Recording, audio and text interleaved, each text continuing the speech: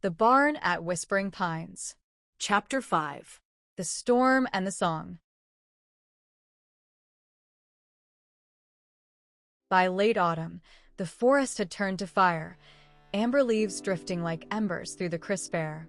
The cabins were nearly full now, each one home to someone quietly mending.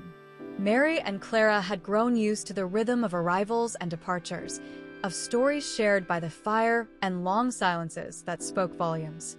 One evening, as the wind picked up and clouds gathered low over the pines, Mary stood at the barn's threshold, watching the sky darken.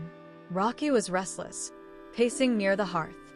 Clara emerged from the garden path, her arms full of rosemary and sage.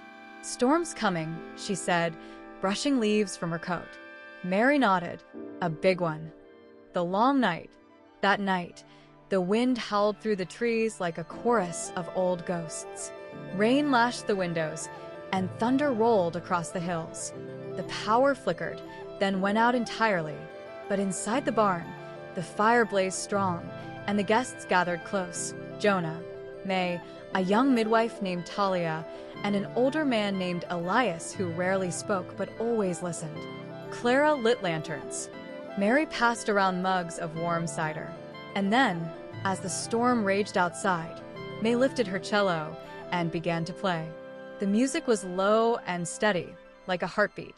It filled the space with warmth and memory, weaving through the rafters and into the bones of the barn.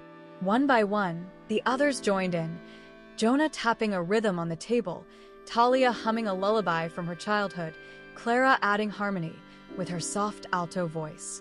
Mary didn't sing. She just listened, her eyes shining in the firelight, her hand resting on Rocky's head. A new tradition. When the storm passed and the dawn broke clear and cold, the group emerged to find the forest washed clean. Branches littered the ground, but the cabins stood strong. The garden had taken a beating, but the rosemary still clung to life. That morning, they began a new tradition, the storm song. Whenever someone new arrived, they'd gather by the fire and share a piece of themselves, through music, story, or silence. It wasn't about performance. It was about presence. And so, the hearth at Whispering Pines became more than a refuge.